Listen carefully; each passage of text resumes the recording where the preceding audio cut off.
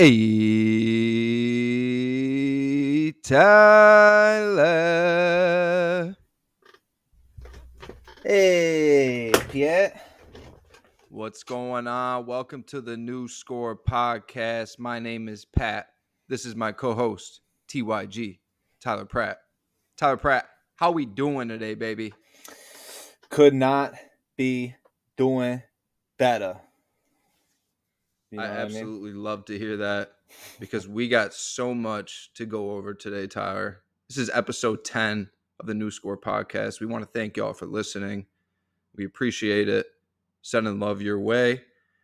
If you're on YouTube right now, don't forget to like and subscribe. Follow us on Apple Podcasts. Follow us on Spotify. Get at us on Instagram and Facebook. Again, we appreciate the support. Tyler, anything you want to add? Good morning. All right. So today we have our Week 10 NFL recap.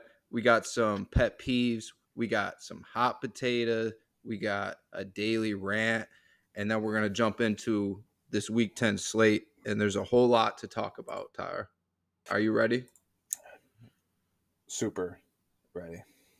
Let's get Super started. duper. Let's get started. All right, let's get started. Let's get started with our pet peeves today, Tyler. I'm going to start us off with a pet peeve, and it is called having manners as a person. So that means like if you're with a group of people and you're walking into a restaurant, say, and then somebody happens to be standing there waiting for, I don't know, maybe like 20 seconds because they're like, hey, there's some people coming. I'm gonna hold the door for them, Tyler.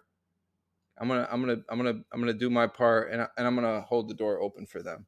The Understand? least you could do, pet peeve, Tyler. The least you could do as a human being is to tell that person thank you, right? And then on the other end of it, be that person that wants to open up that door for that stranger. You know, we need to do a better job of being better human beings. I mean, if you're sitting on a bus, if you're sitting on a subway, or in a doctor's office, and there's no more seats, and you're sitting down, and you're an able person, give up that seat to that female that's standing up. Give up that seat to that elderly person that's standing up. Do your part. Be a better human being. If everybody was be a better human being, just imagine, what we could do, where we could go. But when I see shit like sometimes when people are just so rude and like snippy in public, like I don't know, like to your server, just that person that's extra needy, non-appreciative, disrespectful, honestly, to that server who's busting their ass, to serve your food, shit like that. Just be a better human. You know what I mean? That's my pet peeve, Tyler. Yeah. You know what's funny about that is I used to have a job back in the day where I was a back waiter, but part of just the setup of how the restaurant was and everything, I held the door a lot. I was every day held the door for at least 50 to 60 different people. And the percentage of people who actually said thank you is probably lower than you would think. So nailed that. Who raised you? Yeah. My pet peeve is kind of similar, but not really. So it's essentially having your own opinion is having your own opinion. Your opinion is not shared or does not have to be shared with everybody. That is why you are entitled to your own opinion. So if you believe in something, if your opinion is one way and someone's opinion is the other way, your job is not to convince them and try to push your opinion on them. It's to respect their opinion. And that's it. End of story. That's all it has to be. So if me and you or me and anybody else disagree on something, I don't need to hear it time and time and time again because my opinion is my opinion. Your opinion is your opinion. And we leave it at that. So that is my daily Rant. Keep your opinions to yourself. God damn it.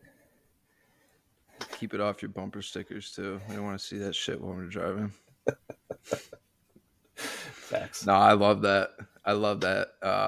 It was kind of like a rant and a pet peeve all in one. I mean, you couldn't have said it better. I feel the same way.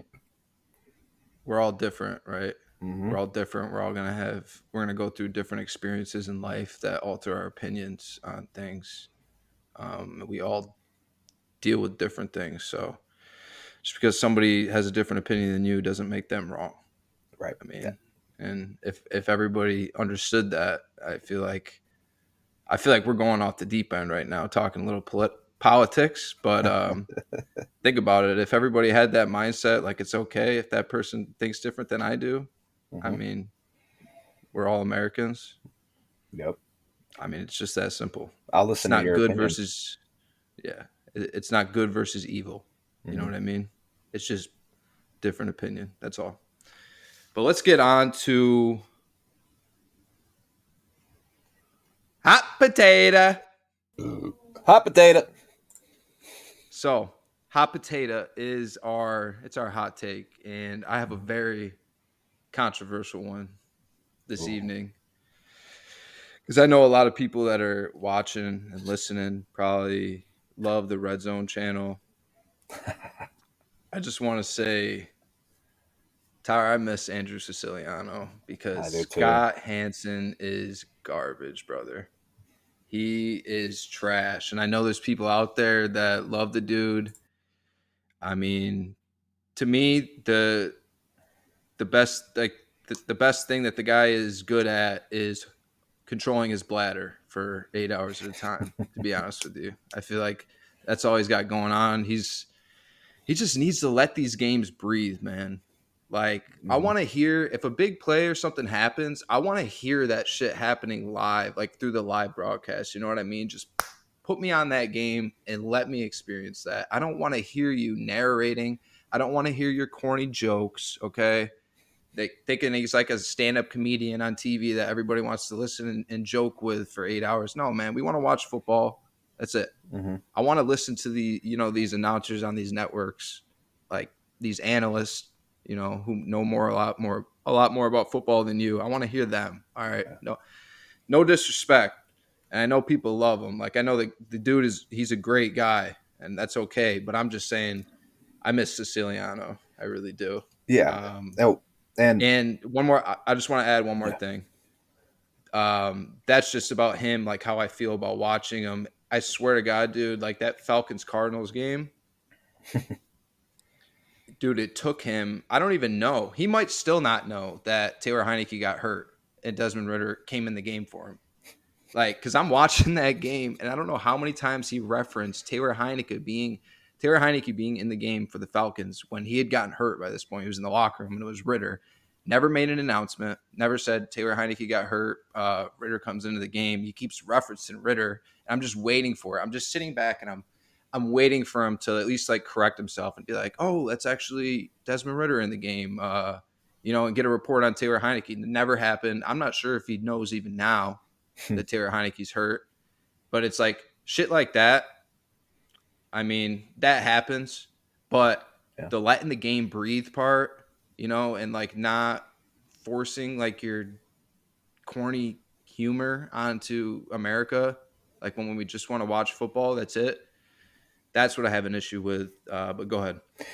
Yeah, I was gonna say I agree. I miss Andrew.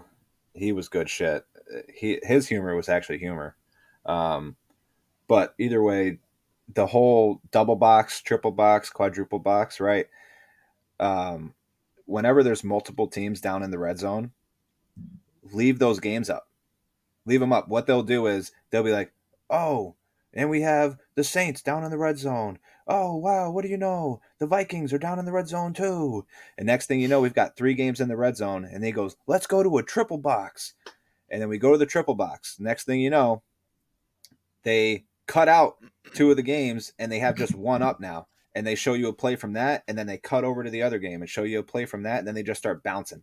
They're bouncing back and forth between the games, and it's like, I get it. I mean, You want to have the plays full screen, but if all three games are running plays simultaneously, leave the triple box up or leave the double box up. You know what I mean? They like to cut back and forth in between each play. And then to your point now, we can't hear any commentary from the analysts because we just watch the play. All of a sudden they jump to the next play. It's like as soon as they get tackled too, they don't even wait. As soon as the guy gets tackled, boop, jump to the next game watching the snap, or it might even be mid play. So I just want to say, slow your roll. Let the games play out. We're okay with the double and the triple box, even a quadruple box. We're okay with that, Scott. Yeah, bro. Like, luckily, I have three TVs, set up for me on NFL Sunday. But Yeah, if it wasn't for that, if you were somebody that just had to like watch the red zone, you're missing so much action. Like, yeah. it's not even funny how much shit you're missing. So that's it for hot potato for me. Hmm. Tyler, you got one? No, but I do have a question. Yeah. Do you remember DirecTV back in the day? They used to have that one. Yes. They might even still have the channel, but it's not the same. But you could like go to that channel and they'd have different options of games up, and then you could even, I think, like edit it or have it to which games you wanted on there, and you could just make your It had own. you could import your fantasy team in it. Yes, you could have your own fantasy lineup, and they would give you updates. Like as time goes on, I figure they would have improved on that. They just removed it. Like not too sure why, but I don't know. I thought that'd be cool if they bring that back. All right, that's it for hot potato. Andrew, we miss you. Shout out Andrew. Let's move on to our daily rant. Yep. And today's daily rant is um I mean, it was already ranted, to say the least. I'm just picking it out because I respected it that much. It was something that needed to be said. It's something that I've been thinking in my head, but I wouldn't have been able to put that together. Like, that rant was impressive. Um, and that's Brian Damaris on his James Harden rant. Damaris he's a pregame analyst for the Dallas Mavericks. Um, we did talk about the James Harden trade to the Clippers a few weeks back in that NFL trade deadline episode. We talked about the Harden trade and say it and grade it. And I said it then. I was just how James Harden, in my opinion, is the epitome of what's wrong in the NBA. And I went on about that. But this dude just absolutely torched James Harden with this. So I just want to share this with everybody. He says, I hope you're taking notes. I'm telling you in advance. And by the way, when I watched this video for the first time, in the background, it had the Ether beat playing. So it was like a diss track. So it sounded pretty dope. He goes, I hope you're taking notes. I'm telling you in advance. You're welcome for the wisdom I'm about to spew. Because listen, I get on my knees every night and pray for someone to believe in me like Daryl Morey believed in you. You wanted a certain coach, they brought in Mike D'Antoni. You wanted to play a certain style, they played it. You wanted Dwight Howard, they brought him in. When you got tired of him, you wanted Chris Paul. They brought him in and got rid of him when you were tired of him. They brought in your old friend Russell Westbrook. You wanted to go to Vegas on off days, they looked the other way. You wanted the team to stay over so you could go out at night, they changed the schedule and it didn't work. And you know what you said? I'm going to break up with my whoopee. Not good enough. Damaris then dropped the mic with his final quote and he said, there's not going to be anybody left because, James, you're not the beard. You're not the system. You're the problem. Boom. Just epic rant. Boom. Absolutely epic rant. To make it even better, the Clippers are now 0-5 since they traded for James Harden. He's averaging 14 points, 5 rebounds, 4 assists in his 3 games with the Clippers so far. Whew. Tyre, It's crazy. I absolutely loved it. Yeah. Loved it. That was definitely one of the better rants. I've ever heard. And he hit it on the nose, like every point too that he makes. So for like you guys should definitely, if you're listening to this and you want to hear the whole thing, go check it out. Um, you probably could just look up his name and then do like James Harden rant, and it probably will come up. But either way, he just nailed every point on the head. Like everything that Harden has done throughout his career, uh, it's he's just like the baby of the NBA. He's the biggest baby in the NBA. And I even gave the trade, and I think I gave it an A minus.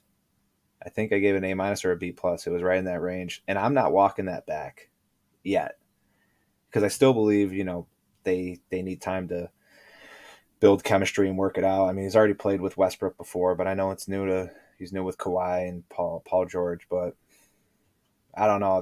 They're too talented to lose five straight. So they got to figure it out. It's not. I don't think it's the coaching. So whatever they got to do though, have a players only meeting, do something, get it figured out because right now they're bad. They're really bad.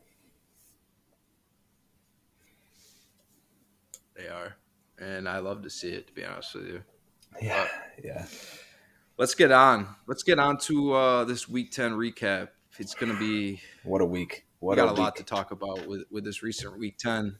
Yeah, it's gonna be a little different this week. I texted Tyler last night after that Bills game, that Bills Broncos game, and I said, "All right, we're starting out with this game tomorrow because there Mm-hmm. was just it's so fresh right now, and there's so much that I want to talk about." The Denver Broncos win on the road Monday Night Football in Buffalo to get to 4-5. They beat the Chiefs as a 7-point dog, and then they beat the Bills as a 7-point dog. Whew, Tyler, I got a lot to talk about right now with these two teams in Unpack, last brother. night's game. All right. So I want to start out with the Denver Broncos, who are now 4-5 on the season. I just want to talk about how great of a coach, in my opinion, Sean Payton is for what he has transformed this team into after those first few weeks. They gave up 70 points to Miami in week 3. And then they beat Kansas City, they beat Buffalo. Defense looks miles and miles better than what it was. I think we both can agree Russell Wilson is pretty washed at this point. He made a great throw last night, but I'd say he's pretty washed at this point in his career. For Sean Payton to be winning games with that team right now, after the way they were looking, it could have been easy to fold Mm-hmm. on that season. The way that season was going, I mean, they were making trades.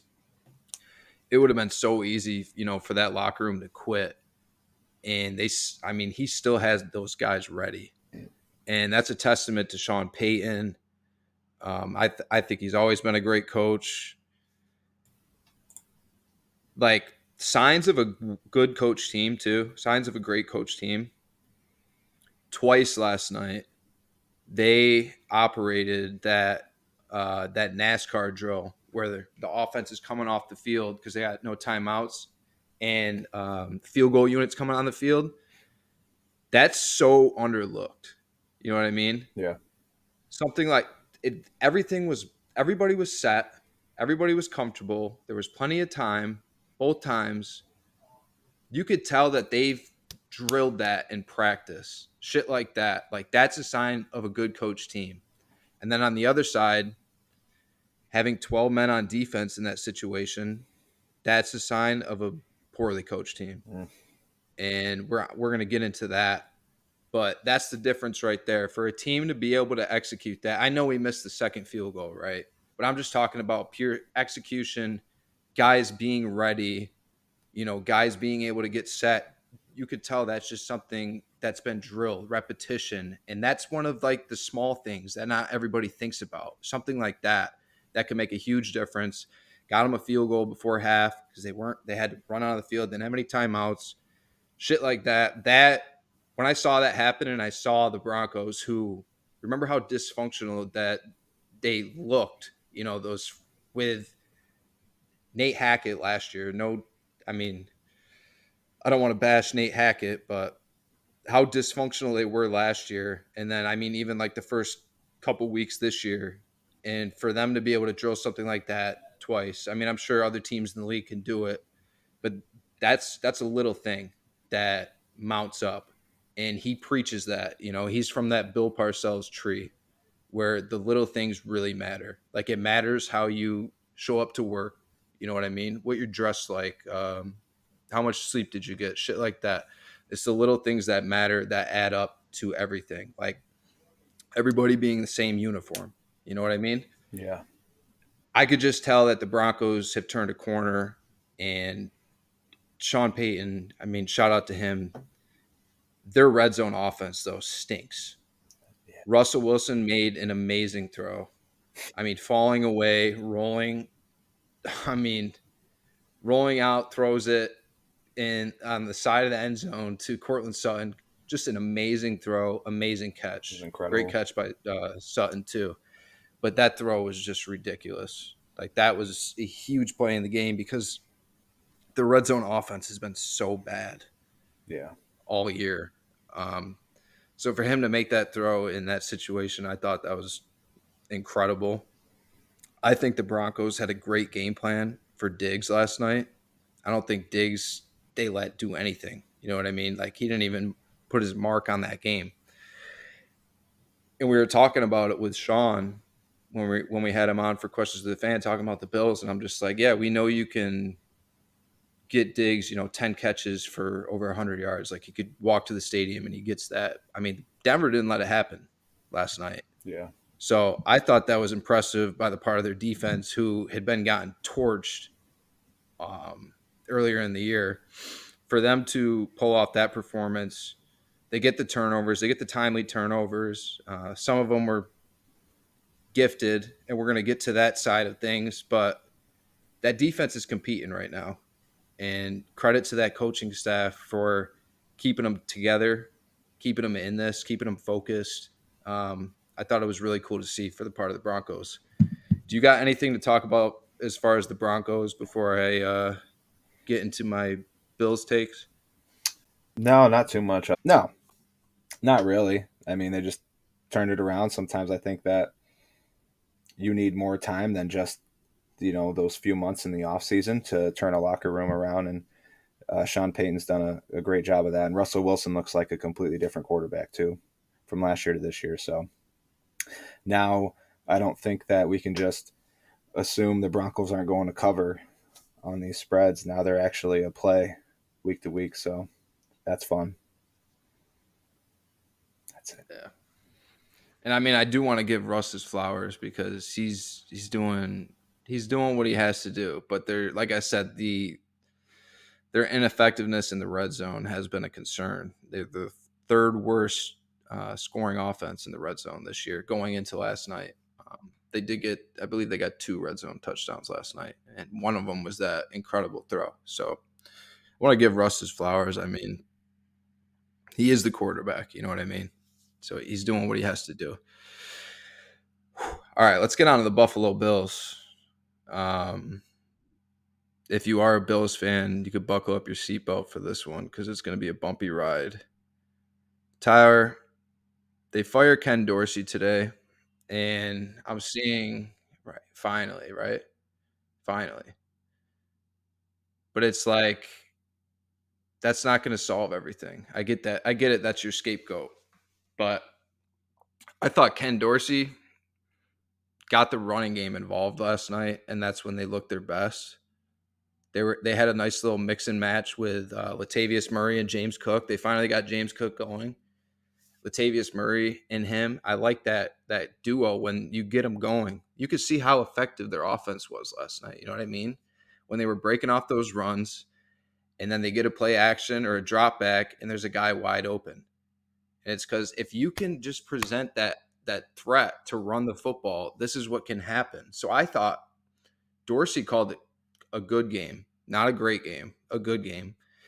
And I don't think he deserves all this slander because could he have been a better offensive coordinator? No doubt. I'm not defending the dude saying he's Sean McVay, Andy Reid. All right, I'm not. That's not what I'm saying. I'm not saying he's a great offensive coordinator. I've been saying about the Bills' offense. I've been saying they need to get screen games. They need to get the bubble screens. They need to get these swing passes. They need to get more designed runs for Allen. You know what I mean?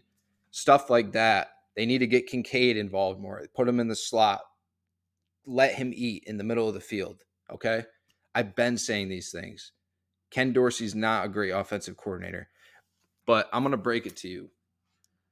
Ken Dorsey is not throwing 15-yard outs trying to fit them into double coverage. Ken Dorsey is not fumbling handoffs. All right. Ken Dorsey's not throwing the ball 40 yards downfield into double coverage. That's not what Ken Dorsey's doing. So, Tyra, it's time for these fans to look in the mirror. All right. I don't want to be disrespectful, but I get it. You have a gift at quarterback. He's something like you've never seen. He's your Superman. He's your hero. He embraces Buffalo, checks all the boxes, right? Last thing you're going to do is bash that guy.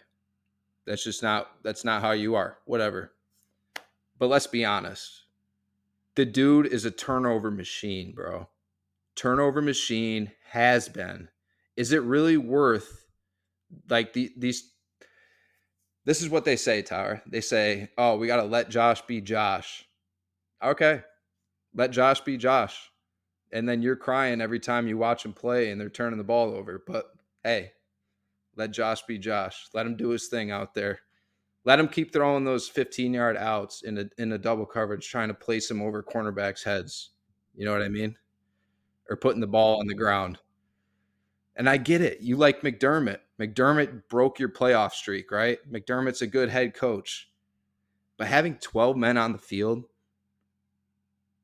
when you could have won the game as a head coach, that's your responsibility. That's your responsibility. People want to say, "Oh, well, they make the playoffs every year now." I mean, ever since McDermott. Look at that roster. Look at that roster. You had a top 5 defense, top 5 offense like the last 4 years, right? And those are you got some dudes on your team. You're telling me, well, we're good with going to the playoffs. Okay, that's fine, Buffalo. You keep just going to the playoffs. That's fine. Marty Schottenheimer got fired 14-2.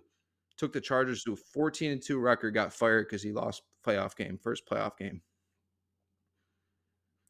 Bill Belichick. Bill Belichick won. Bill Belichick won 6 Super Bowls. 6 of them. 6 Super Bowls. And his ass is on the hot seat right now. I apologize for my timer. I got chicken going. But as I was saying, it's all about what are you doing for me right now, okay?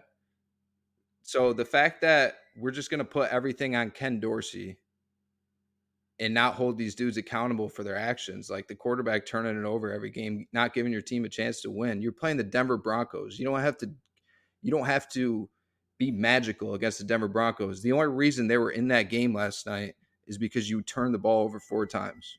That's it.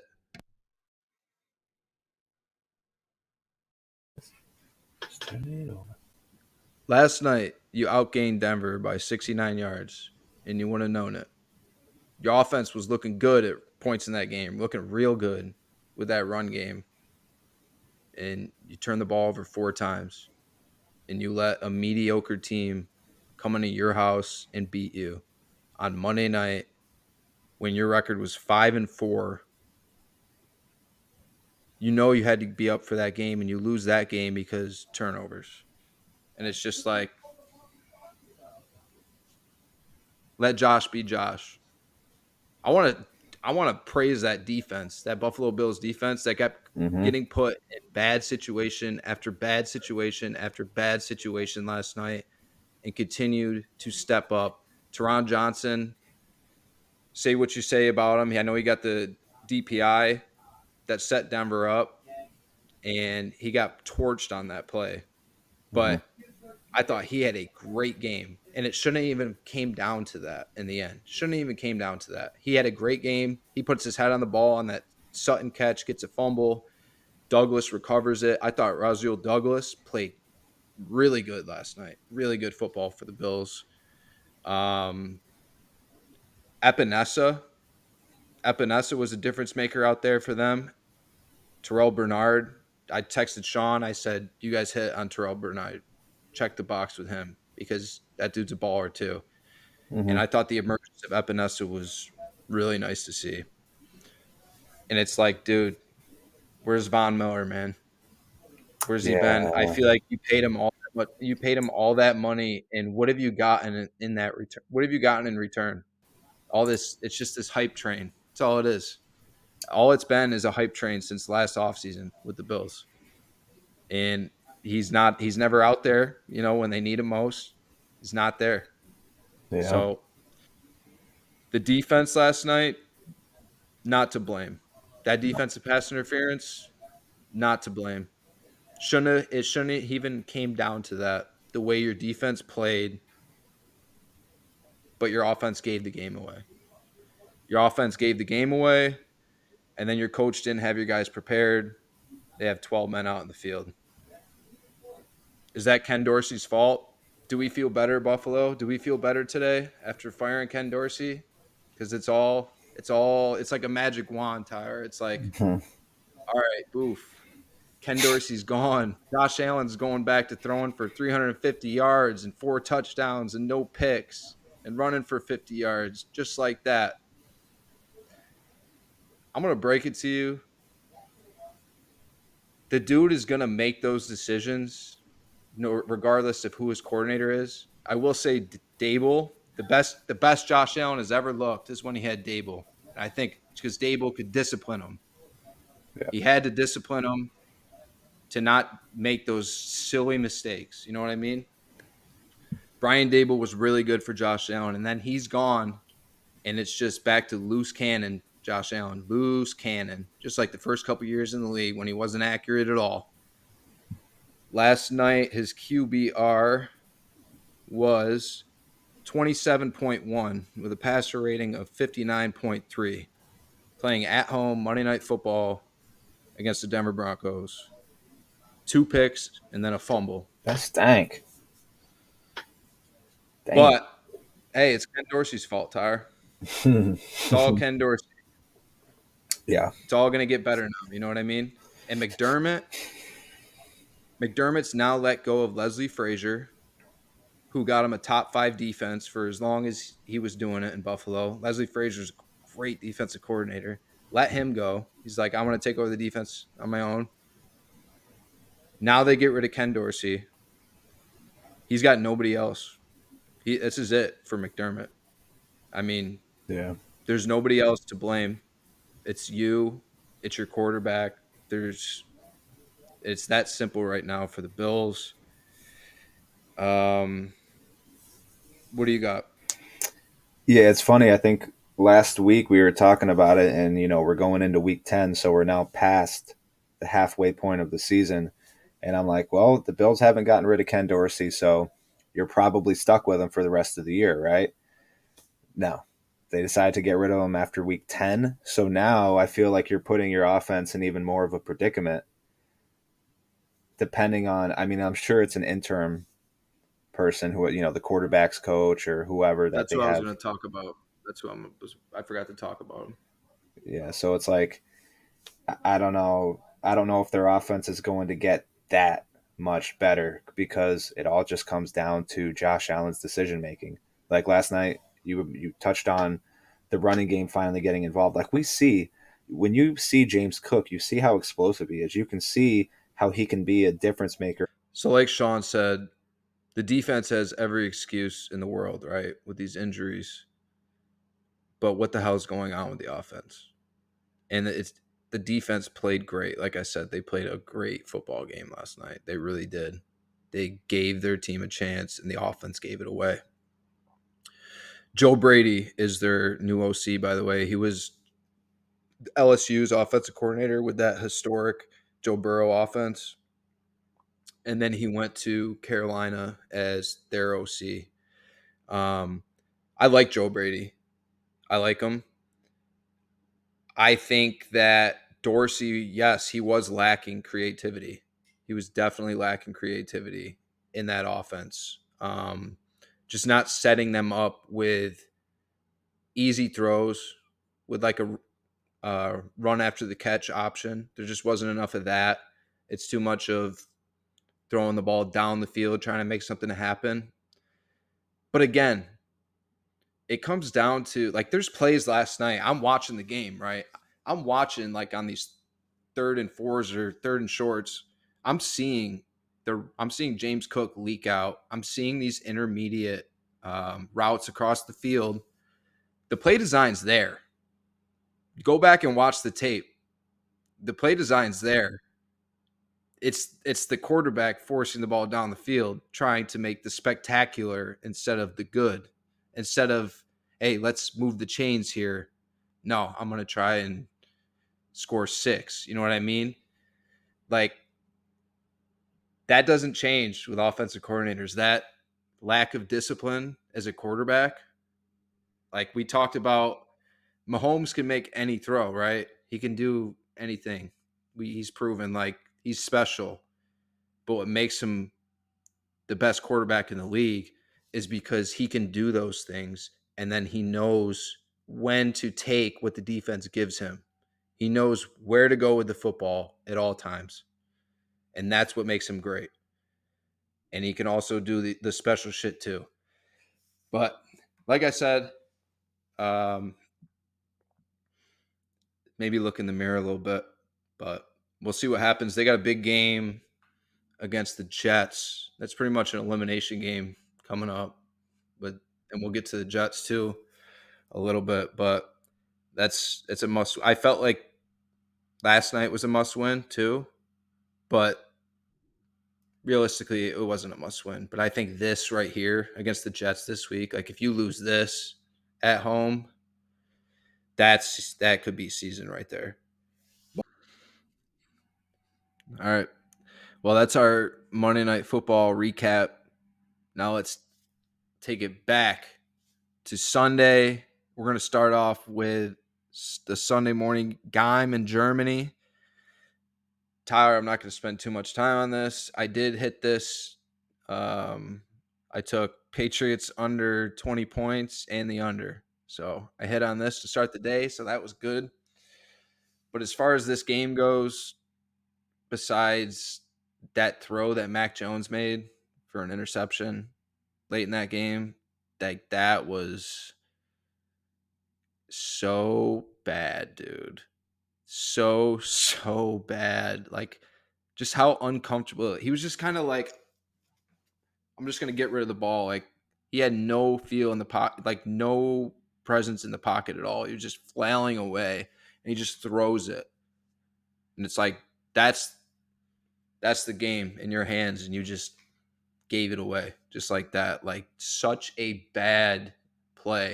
And we've talked about Mac Jones making some dime throws these past few weeks where you're just like, holy shit. Like he had that in him, like the over the shoulder throws, like on the sideline, the vertical routes. You'll see that every now and then from Mac Jones. I mean, whether his receivers catch it or not, that's a different discussion.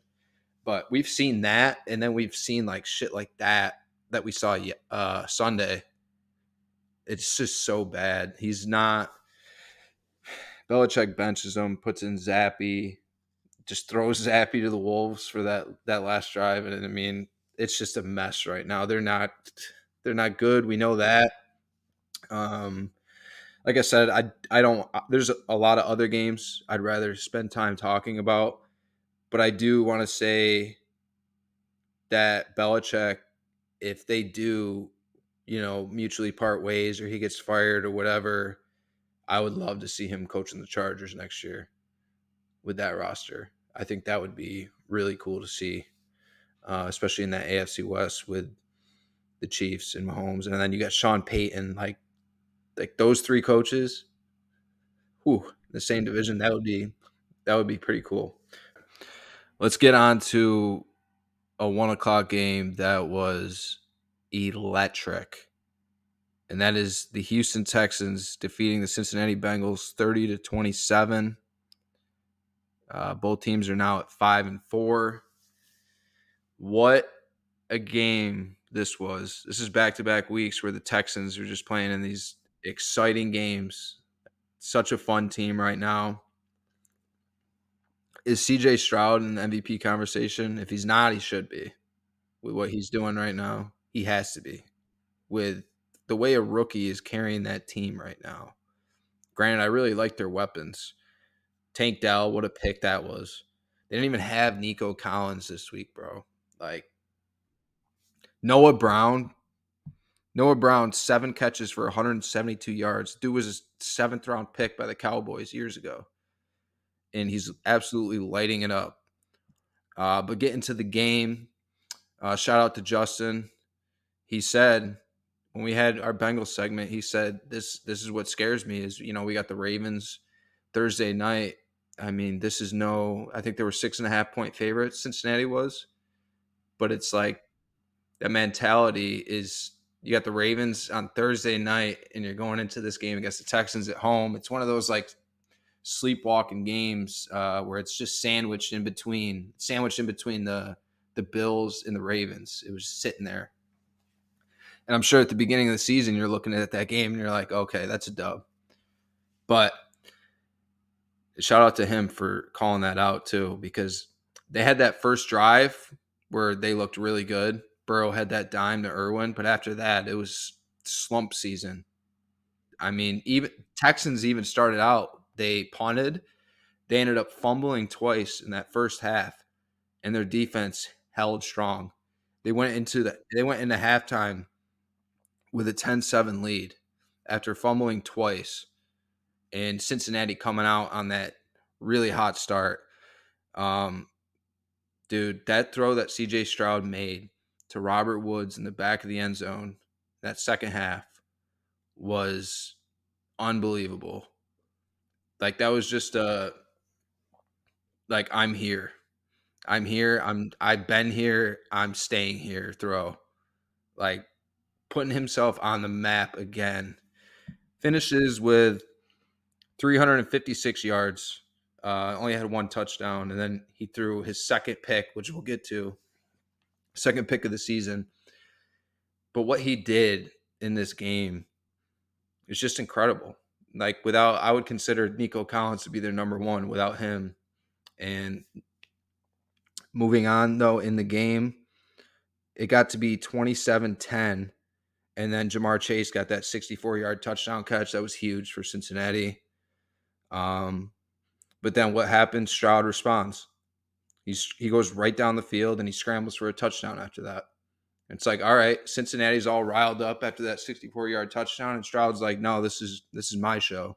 And then he goes right down the field, runs in for a touchdown. I just thought it was so awesome to see. Bengals go down in Houston territory twice and throw a pick each time. Just can't do it. Just talked about the Bills and how the turnovers beat them. Can't do that if you're Joe Burrow. You can't turn the ball over in the red zone like that. I want to talk a little bit about Devin Singletary. 30 carries for a $150, Tyler. They had 20 yards rushing last week. We've been talking about this, how the Texans just haven't had any run game, and Stroud's been doing it by himself. But to see that out of Singletary, and we did say last episode that we felt like if the Texans had a chance to win this game, they would need to run the ball in Cincinnati. They would need to run it on them a little bit, and they ran it on them. Ends up with a $150 and a tutty. Like I said, Noah Brown, 172 yards receiving. Unbelievable. Looks like the game's over after that second red zone turnover. And then Cam Taylor-Britt, CTB, shows up big again. It was a bad throw by Stroud on that out. But it's like every time there's a play to be made, it feels like for the Bengals, there you see Cam Taylor-Britt making that play. And that was with 3:33 left. Like I said, CJ's second pick of the year. Mixon scored a touchdown to make it 27-24. Defense makes a stop, And then here we go. Bengals are going to go down and win the game, right? Tyler Boyd has a huge play with 2 minutes left, sets the Bengals up, first and goal. And then Burrow gets sacked for a 7-yard loss, right?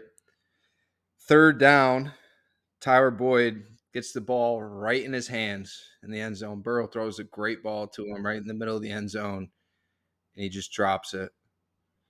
And they have to settle. So, I mean, minute half left, rookie quarterback at Cincinnati against Joe Burrow, playing right down the road from where you went to college, goes down the field and sets him up.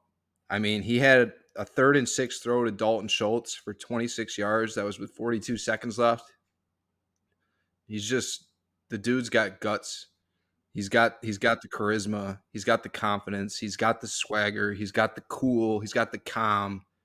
In that moment, he's built for that shit. He really is. And then 2nd and 6, he had to throw to Noah Brown for 22 yards, and that set him up with a chip shot in the end. And ultimately, they kicked the field goal to win the game. So, CJ Stroud, if he's not on, your MVP, probably top 2 right now, he should be, because he continues to amaze. He continues to amaze everybody. Stroud just always they tried getting pressure on him. He just always knows where to go with the football, and he reacts so quickly. It's like he always knows what to do with the football. And to see a rookie quarterback look that comfortable, the dude he threw his second pick in that game, or all season, excuse me, threw his second pick all season in that game. He's just been so impressive. And to your point about the schedule, they play Arizona this week at home. Then they play the Jags at home. They already beat the Jags. That's a big game. And then they're at home against Denver. And then they play the Jets, the Titans, home against the Browns, Titans again, and finish off with the Colts. It could happen. But that's it. Let's move on to the Green Bay Packers, Pittsburgh Steelers. Steelers win 23-19. First thing I wrote down was, this is not what I expected from this game. We talked about this game. I thought this game was going to be sloppy. I thought it was just going to be real ugly offensive football, and it was the complete opposite. Steelers scored a touchdown on their first 2 drives, and Green Bay's offense looked competent too. It's something they haven't in the first half all year. They've always been so slow at starting. We even said that we liked the first half under. Well, I'm glad we didn't actually go through with it, because it was nothing like I expected. I thought Steelers offense had rhythm. They were getting the run game going. The way they mixed Najee and Warren, if they can continue to get that kind of production from the run game from both backs, they're going to be tough with that defense. I don't care, how many yards Kenny Pickett. Kenny Pickett could throw for 130 yards, and they can win football games doing that. They can. It's not pretty. It's not are they a true Super Bowl threat? Who knows? In that AFC with those quarterbacks that you have to go against. But shout out to Pittsburgh for getting it done. Defense came up big in the second half. That second half, it was sloppy though. Second half, you saw the offenses go back to how we perceived them and how they had been playing, and it was just all field goals. Kenny Pickett ended up with a QB rating of 24, Tyler. He went 14 for 23 for $126. No touchdowns, no picks. And then, like I said, Warren finished with 15 carries. Harris had 16. Warren had 101 yards and a touchdown. Najee had 82 yards and a touchdown. Deontay Johnson, 1 catch for 17 yards. Got to do better. Had to do better than that. George Pickens, 3 catches for 45 yards. Got to do better than that. And this is the same conversation with I'm about to go on with the Steelers about what I was saying about the Bills. Is it's like the offensive coordinator is only responsible for so much. Like these fan bases that are so quick to just put these guys' heads on a stake, but they're not the ones on the field executing. You know what I mean? Like, can they have more creativity? Yes, I stress that all the time. Like, can they set their guys up for better success? Absolutely. But then you see shit like CJ Stroud, who we just talked about, who gets dropped into the league on a bad team. Houston Texans, who nobody thought was going to be anything this year. But that's special right there. That's a special quarterback. That's a first round quarterback. Kenny Pickett, not a first round quarterback. There was a swing pass that I saw him throw. It had to be like 10 yards, like a 10-yard swing to I think it was Warren coming out of the backfield. And I kid you not, this is like so wobbly, dude. Didn't even have a spiral on it. The ball's just like and shit like that. I see that. Like that's the easiest throw in the world for a quarterback. Should be. Telling me the guy's a first round pick. And he threw it short and it was wobbly. So the running back had to bend down to catch it. It's like, dude, that's literally the easiest throw in the world. They're setting you up with just a basic swing route. Like you're not even, you don't have to read anything. It's just you caught the ball. All right, I'm gonna throw the swing, and you couldn't even do that. Like it doesn't look sharp at all. But like I said, they'll win games. They'll escape games because if they get that run game going and then they get that defense going, and they're always going to be like good enough, right? They're always going to be good enough for Kenny to not get any blame, and that's fine. But just know that this is your peak right here. There's no, you're not going here with Kenny Pickett. Like this is where you are, and how long can you keep that defense, intact? What happens if they get an injury and they don't play as good as they have been? What happens then? And you need your quarterback to step up. What are we saying then? Or what's going to happen when you get in these games for the division? You know what I mean? And you're going against Joe Burrow and you're going against Lamar Jackson and you're going against Deshaun Watson, who say what we say about Deshaun Watson, but either way, you're going against those guys in big time games. Do we really feel good about him in that spot if your defense doesn't ball out? You know what I mean? If your defense doesn't ball out, do you trust that he can win that game for you? And right now, I wouldn't be confident as a Steelers fan. I just wouldn't. I haven't seen enough. And they could do a better job. Like, I don't think that Kenny Pickett is special, like I said, but they can do a better job of getting Pickens more involved in this offense, getting Deontay Johnson and Pickens both. Like you got the run game going, that was great, but it's like if one thing's clicking for them, the other thing's not. It's never all clicking at once for that offense, I feel like.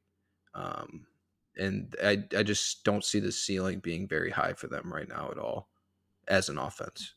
We know what their defense is doing, and they don't even have Maka out there right now. So, but moving on to we're on the AFC North. Let's stick in the AFC North. Cleveland Browns, Baltimore Ravens. Browns go to 6-3. They win 33-31. First thing I wrote down, Tower, was the under was immediately dead. Immediately dead. This is one of my this is one of my two big juicy bets that I didn't hit, to say the least. I wrote under was immediately dead. You get that Kyle Hamilton pick six, and I'm just like, oh, here we go. It's going to be a rout. And that's what it looked like early. I mean, they jumped out to a 17-3 lead. Keaton Mitchell, who I thought had a great game, and they just stopped giving him the ball for some reason. Like he had a 39-yard touchdown run, and he looked great. And then it's like, okay, we're not going to give him the ball anymore. I thought that was weird from Baltimore. I wrote down it's a very weird game. It really is, because it's like, okay, are the Ravens blowing them out, or is this about to be a game? And it was always like back and forth, back and forth. You know what I mean? Um, I wrote down Cleveland equals Undertaker meme. So like the meme of the Undertaker when he's just like coming up and he's alive again. That was the Cleveland Browns. It's like every single time the Ravens did something, like they got that touchdown to Odell, and I'm like, okay, now it's over. Or they got that Browns muffed a punt late and the Ravens scored a touchdown. I'm like, okay, now it's over. But it's like every single time you thought the Browns were dead, they kept coming back and making it a game. Um, Deshaun started out that game 1 for 9 with that pick six, just not good. And then I thought he settled in a little bit, but he just doesn't look like the same dude. And we've been saying that. I hope he starts to play better and more consistent because he's really exciting quarterback when he is playing like that. And you got that defense doing what they do. If you combine that with Deshaun Watson, I know they're missing Chubb, so they're not their run game is what it is at this point with what they got. But if they can get just more consistency out of Deshaun Watson, this team could do some damage.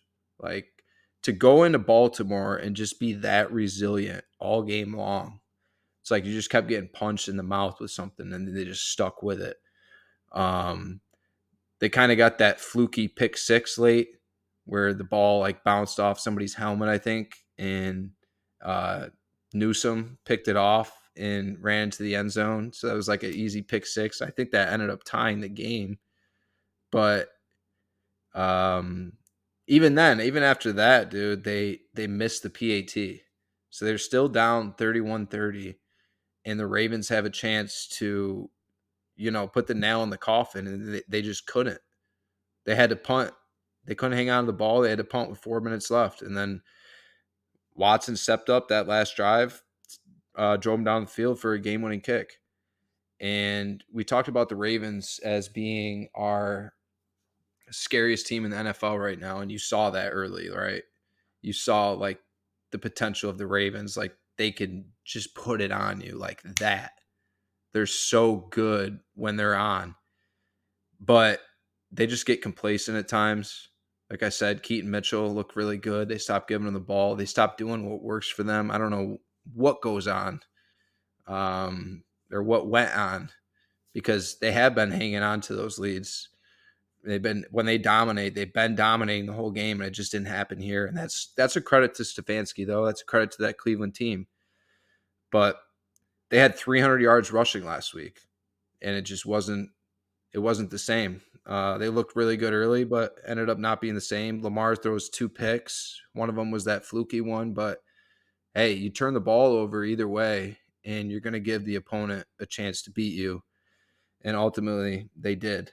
Um, but I am glad, Tyler, that when we did that segment, the scariest team segment, that you included the 49ers in that conversation because we're going to get to them. But I just felt like a dummy for not even mentioning them, when we got asked that of being scariest team. So I'm glad we got that out on tape. One of us recognized it because completely agree. Uh, and we're gonna get to them, but I still think the Ravens are a really good football team. I just think some things happened in that game that didn't go their way late, and hey, it happens. Browns are a really good team too, so I'm not going to overreact either side of this. I think they're both two really good football teams, and I'm stoked to see how this division plays out. Let's move on to the Saints Vikings game. Vikings win at home 27-19. Josh Dobbs went off in that first half. Mm-hmm. They were up 24-3 in that first half. He was absolutely balling. TJ Hawkinson getting him involved. I think Hawkinson ended up with 11 catches for a buck 30. Like the chemistry he's got with them, and then Addison right now, and then Jefferson's supposed to be coming back this week. I mean, the way Dobbs is looking right now, there's no reason to think that team can't make the playoffs. We get Jefferson back.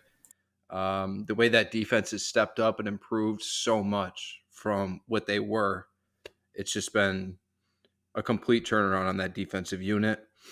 Um, Derek Carr got hurt in this game, ended up getting a concussion, hurts his shoulder. Jameis comes in, and you get a little bit of a juice from that Saints offense right away. And he ends up throwing 2 touchdowns and throwing 2 picks. Just a typical Jameis kind of day, That's the Jameis Winston for you. But he made, as soon as he came in the game, he made an amazing throw to Chris Olave in the end zone for a touchdown. Yeah. I thought it was just nice to see Jameis on the field again. You know what I mean? I feel like I haven't seen Jameis in a minute. I love seeing him take shots down the field. I love it. That's what he does. It's just Jameis Winston. It's touchdown or it's pick. You know what I mean? Yep. And is he a starting quarterback in the league anymore? No, because he's, like I said, he's just way too up and down. That's just who he is. But hey, at the very least, it's exciting football. So I can respect that. And that's something that Derek Carr hasn't been always providing us this year. We've Mhm. talked about that offense. I mean, in that first half, they looked really bad, Oh yeah. really bad, and they've looked bad at points in the season. They've been unwatchable as an offense, and there's just no excuse with the amount of weapons that you have on that field. Like we said, how much of it is Derek Carr to blame? How much of it is Carmichael, their OC, to blame? Either way, it's not fun. Jameis did provide them a little juice though in that second half, and the Saints defense, credit to them because they locked up Minnesota in that second half. I Yeah. mean, this turned into a game when it looked like it was going to be over.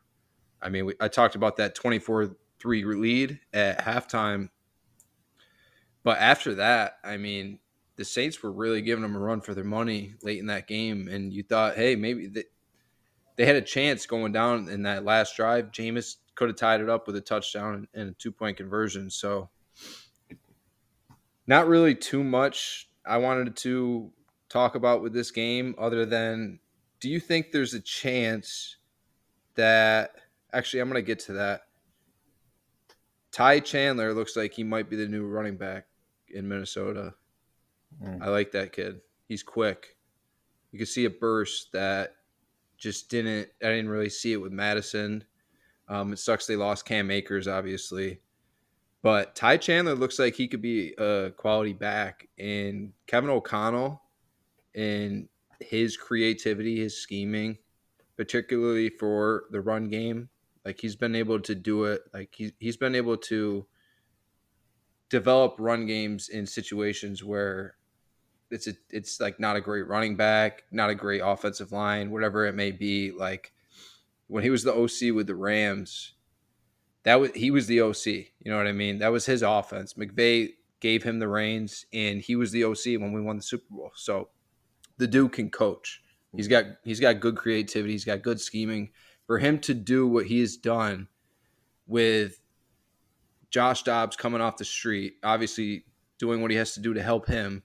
Between that and just getting this team to tighten up, like Justin Jefferson goes down for a long period of time, and they start winning games, and then they lose their quarterback, Kirk Cousins, tears his Achilles. Like this team had every reason, like Denver, they had every reason to quit earlier in the season. And that's a sign of a really good head coach to be able to get that team together. And now they're doing it with makeshift offense with it quarterback and running back based off of what's happened to them and wide receiver going up to this point. So credit to Kevin O'Connell and the Vikings. Yeah, and I'll start with Madison. Like, I didn't like Madison coming into the year as an every down back, and I feel like he hasn't shown that he can be an every down back. Like he has bursts where he has runs, and you're like, that dude fucking he can run real hard and he can run somebody over, and you end up saying like, wow, what a run. But like he's not consistent doing that as a 3 down back. So this Ty Chandler kid might be really good for their offense. Um, yeah, as far as their team, though, as far as Dobbs goes, like they got a shot. They have a shot. I mean, they're 6-4 right now, and their next 3 games are very winnable games. The 2 teams that you just talked about, the Vikings go at Denver next week, and then the following week they're home against the Bears, and then they're at the Raiders. So those are 3 very winnable games for them, and they could end up being 9-4, 9-4 going into Week 15. Like, I didn't see it coming. I did not think that their offense, their team would be able to do this on short notice after losing Kirk and having to make the trade for Dobbs. But that was the one comment I mentioned earlier that I was going to have to walk back. Dobbs not being quite a top 20, top 25 quarterback. I think he's shown like, yeah, I'm definitely top 20, and he's trying to crack that top 15. Um, he's got some work The to lie do, though. detector determined that was a lie. No, no, no, no. Just just an uneducated take. But either way, also if you're watching and it looks like my quality difference is noticeable, it's because I had to change computers. The Mac was trying to die. The thing was literally about to explode, so I had to get rid of that. But um, also, Alvin Tyler Alvin Kamara, 9 carries for 42 yards. yeah, Receiving game, 7 catches for 33. he's a great Just fantasy guy. no design. No design, and I was gonna say, like, if there's one quarterback who can give Josh Allen a run for his money for most turnovers, it's gonna be Jameis Winston. So that'll be a good battle. I don't know though, like, right? Do you keep Carr, who's been at best mediocre? He's had some flashes that he can make this offense great, and then you have the other half where he just dump down, dump down, dump down, doesn't take any shots down the field. He just doesn't look good, doesn't really look that healthy either. I think maybe at this point, why not throw Jameis in there and see what you can do as a team? He's going to get you points. You know that. He might not be able to set your defense up that well, but he's going to get some points. And you put all those weapons around him, like we we saw what he could do in Tampa when he had Mike Evans, Godwin, and that crew. So he's got Michael Thomas, Olave, Shaheed, Kamara out of the backfield. He's got weapons around him. Taysom Hill. I don't know. That's a good call. That's a tough conversation. I think that they have to have internally. Is like, all right, do we bench David or Derek Carr? Excuse me. Let him get healthy, and then just take our chances with Jameis, or do they just keep trying to push through it? So I don't know. We'll see though. That's going to be an interesting conversation. Yeah, and it's like they were supposed to. Their issue was quarterback, right? Going into this offseason, it was, well, we got a great defense, we got these weapons, we got Kamara, we got these receivers, but we're missing the quarterback. So that was what Derek Carr was supposed to be. He was supposed to be that missing piece, and I mean, their record. I mean, they're going to be in it in the NFC South. The NFC South is what it is. They're going to be in it, right? But I'm underwhelmed right now with what I've seen from the Saints overall up to this point of the season, based off of my expectations from the beginning of the year. And that's what it was. They have a great defense. They got these weapons. Um, they're missing the quarterback, but honestly, they might be missing the coach. They might be missing the play caller too. Those might be two other things that's holding the Saints back right now. The latter. Very well could be. Yeah. But let's move on to San Francisco 49ers. Win down in Duval against the Jags 34-3. First thing I wrote down was it's an underwhelming result for a matchup that I was most excited for going into this week. 100%. Um, it was pretty simple what it came down to, and that's one team was able to run the ball, one team was able to take care of the ball, and one team was able to protect their quarterback, and then the other was not. And it was just that easy. It was like all of the basics, everything that goes into a football game. The 49ers were better than the Jags at that. And I mean, the 49ers coming off a 3-game losing streak. We already know the roster they have. We already know the capability of them coming off a 3-game losing streak and a bye week. So you got Shanahan preparing against you on a bye. Granted, Jacksonville's coming off a bye too, but they're not the team the Niners are. And the Niners got healthy too. And that's the biggest difference is you got healthy going into this game. And I thought this was a really, really, really tough spot for the Jags. I mean, I'm not going to sit here and like you may see people bashing the Jags for that performance on Sunday, but I'm not going to sit here and overreact to that game. And that's just based off the respect that I have for the 49ers greatness as a team. That D line was just came back to life. I mean, you're paying so many guys on that D line and they've been underperforming this year. And then you get Chase Young and it's like they were back. It was the 49ers pass rush was back and they already got the players in the middle. They got the players on the back end. Once you get that rush, good luck against that defense. And then, oh, by the way, you got to guard Christian McCaffrey and Debo Samuel and George Kittle, who had a great game. I Mm-hmm. mean, if Brock Purdy can just get those guys the ball and take care of the football and the guys on defense stay healthy, like you said, who's scared? They're on that who's scariest team in the league? They very well could be the Niners. I feel like we haven't given the Eagles enough respect, though. I don't think. I mean, they are they're the one loss team, right? And Tyler's a Cowboys fan, so you're not going to hear him I hate them. talk about them. But yeah, I'm gonna give them their praise. Like the Eagles should be in that conversation just because of I think there's something to be said that we haven't seen them at their best yet. Now eventually we got to see it though. Yeah. Like eventually we got to see it. That game a couple weeks ago against the Jets, where like I didn't see them losing that game. I think they should still be undefeated, Right. but we have. I don't think we've seen them take that extra leap. And then they're getting in these fights to the end with Washington, and it's like Dude. their secondary's down right now. Their secondary's down. I don't know if it's an injury thing. I don't know if it's new guys, new D coordinator, new system, whatever that may be. Um, but their secondary needs to get better because their front's really good. And I think if that secondary gets better, that's the only weakness on the Eagles team. So they're in that conversation. They're in that conversation of scariest teams. I know they had a bye, so we're not even going to bring them up. We're going to be talking a lot about them on Thursday's episode, though, because they got a Monday night game in Kansas City next week. Mm-hmm. Can't wait for that.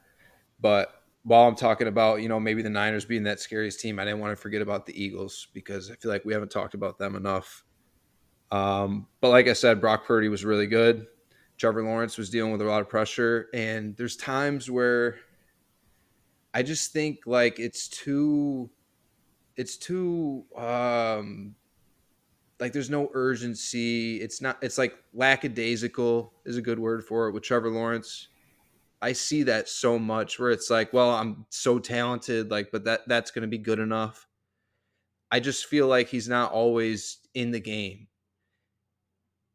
like he should be as a franchise quarterback. You know what I mean? And he said it when he was getting drafted. He said, "Football doesn't mean everything to me," or something like that. Where it was like, "Football is not everything to me." And I'm just thinking in my head, it's like that's not what anybody wants to hear. That's nobody wants to hear that quote from a potential franchise quarterback. That was a little off for me. I still remember that, but I see it out there. I see it out there. He's just like that California cool, but he's just like here. Like whether he wins or loses, he's gonna go home and he's gonna have a great night. Not to say that losing a football game should ruin your life and then your experience with your family. I'm not saying that by any means, but it metaphorically, like that's what I'm saying. Where it's just he's lackadaisical out there.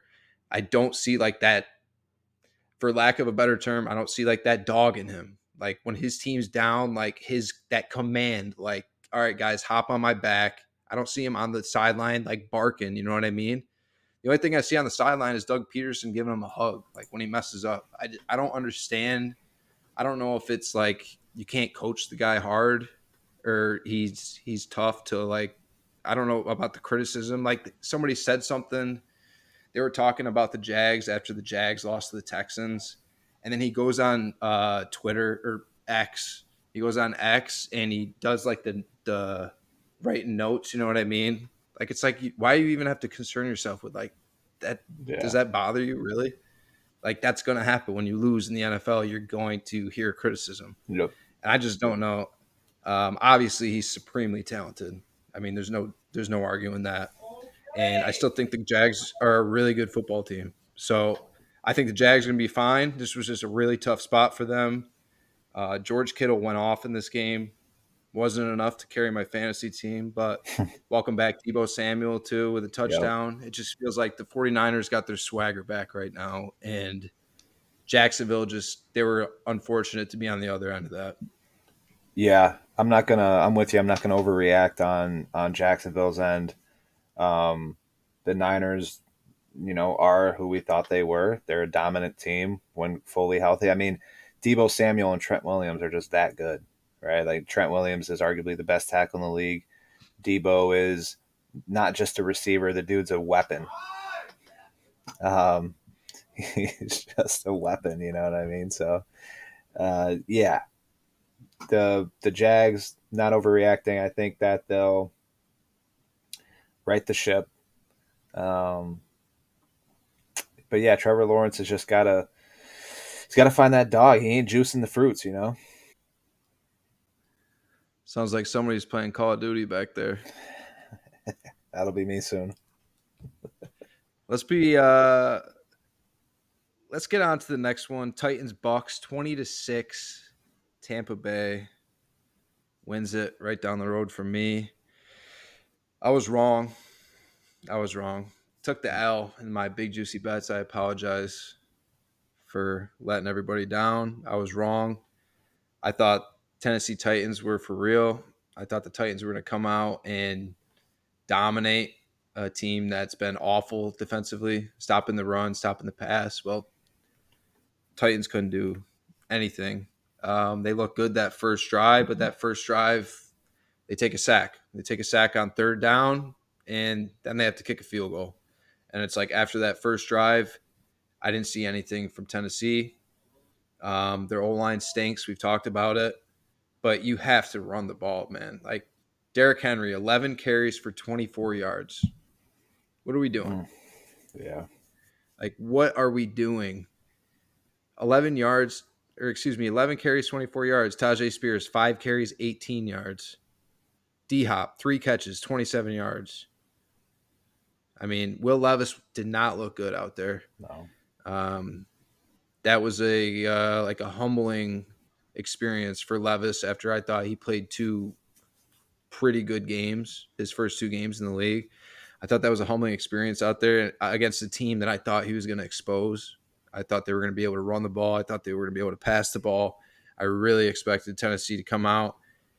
I wasn't sure why they were even the underdog in this game going into that. So I was all over that. And I was completely wrong. Tampa Bay, that defense stepped up for the first time really this year, I would say. Um, Baker was sharp out there, I guess would be the term. He was sharp. He wasn't spectacular, but him and Mike Evans are really connecting right now. Yeah. Like that's a real tandem right now is Baker Mayfield and Mike Evans. Mike Evans is a problem. It's like I feel like he's always a little banged up, but he's still out there just balling. Yeah. It's like Keenan Allen on Sunday. You could tell he's hurt, but he goes out there and he just lights it up. The dude's just a baller. And he's definitely going to go down as a Hall of Famer, that's for sure. Yeah.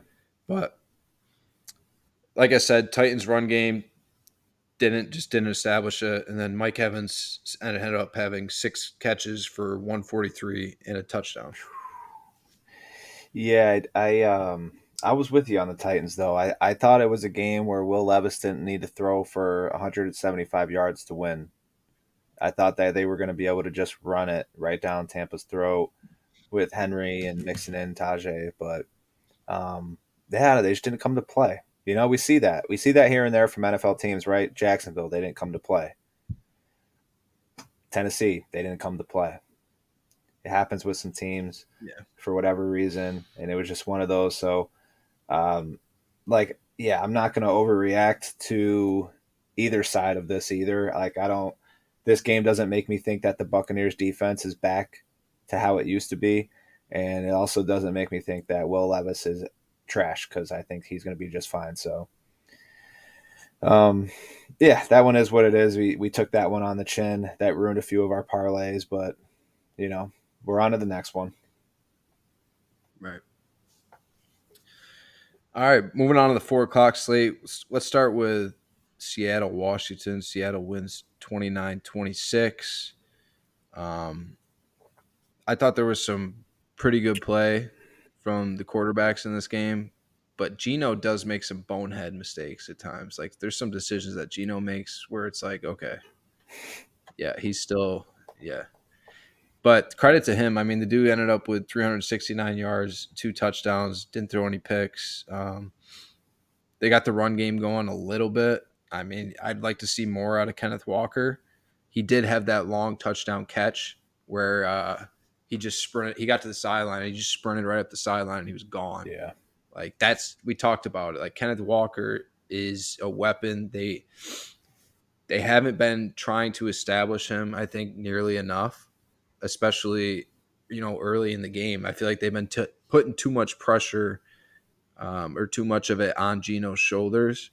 And I don't think Gino's that guy. I think he needs the run game. I think he needs to play off that play action and spread the ball. You got three very capable receivers, that's for sure. I'm seeing Smith and Jigma take a big leap throughout this season.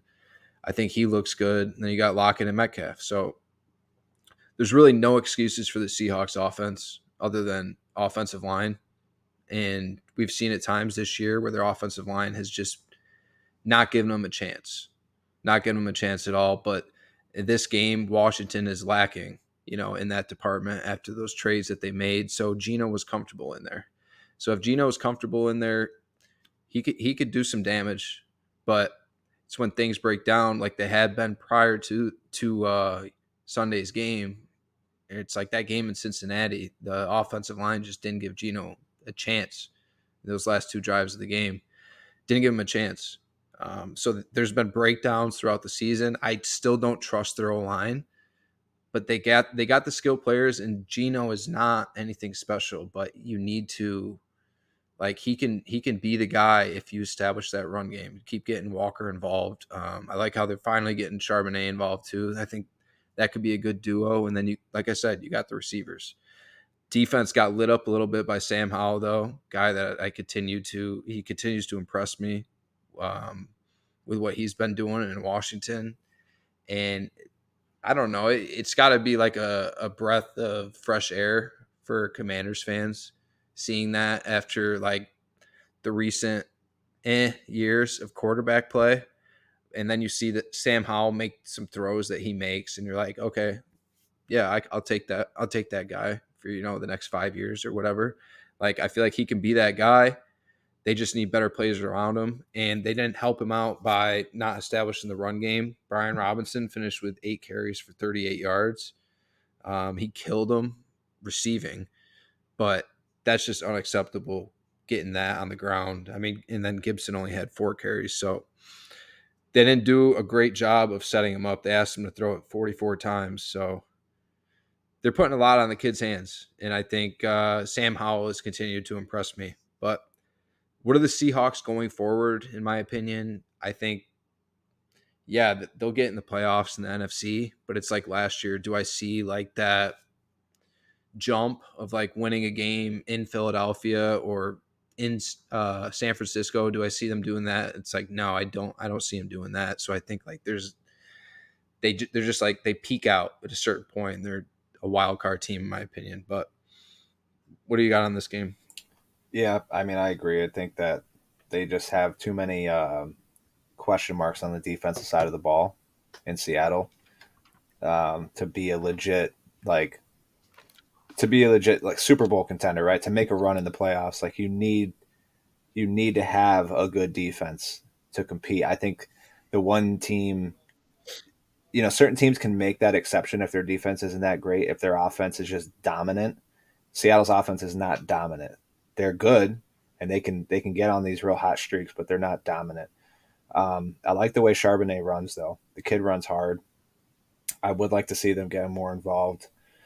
Um, on the defensive side of the ball, like I thought Leonard Williams would be making more of an impact than he has so far, but I want to give that more time as well. On the flip side, Washington, I was listening to this podcast and someone compared Washington to New England. And they were like, what's the difference between those two teams? I was like, well, one, how about the quarterback? And two, the fact that they actually make games competitive against good teams. Like they take the Eagles down to the wire twice. So I thought that was just like a really weird thing for this person to say. Because I think the Commanders are way better than the Patriots at this point. And I don't even think that would Mhm. be a game. But regardless, irrelevant. So, They just played and they beat them. yeah, I mean, it is what it is. But Commanders' defense though is yeah, eating. no, and that was the thing. Like their defense this whole year has been that way, and then they trade Chase Young and Montez Sweat, and still like you don't see like a huge drop off in their defensive production either, which is another kind of like when I was talking earlier, um, misspokenly, but either way, yeah, they're not gonna. The Commanders are a team that they're gonna make games fun, but they're probably not going to win a lot. Not until they surround Howell with a better offensive line, and then obviously they use those picks that they got to make that defense better. But yeah, this was like it was weird. We were talking about the line on this one being 6, and the whole week it was like it's kind of fishy. Like I don't know which side to play. It was a good thing that I actually didn't even bet on this one. I didn't take Seattle or Washington, but interesting line though that was. It was. Twas. Let's move on to a game I don't want to talk too much about, but I will give you the floor if you want to, because it is your team. And that is the Dallas Cowboys beating the New York Giants 49-17. Dak accounts for 5 touchdowns. The reason I'm not going to talk too much about it is because I said this is what I expect. This is what the Cowboys do. The Cowboys blow out bad teams at home. That's what they do. Mm-hmm. Do I think any differently about the Cowboys after that performance? Not at all. I thought they were a really good team. They are a really good team. They beat a really bad team. And I mean, they had 28 points in the first half, and the Giants had 27 yards. So that tells you everything you need to know. I got nothing left to say about this game, but Tyler, have the floor. Yeah, there's not much to say. I mean, Danny DeVito, my boy. he we know he's not good. We know he needs more time to get better. So they had no chance to win this game. They had no business being in it. Um, CD sets an NFL record for having what 3 consecutive games with over 150 yards and at least 10 catches.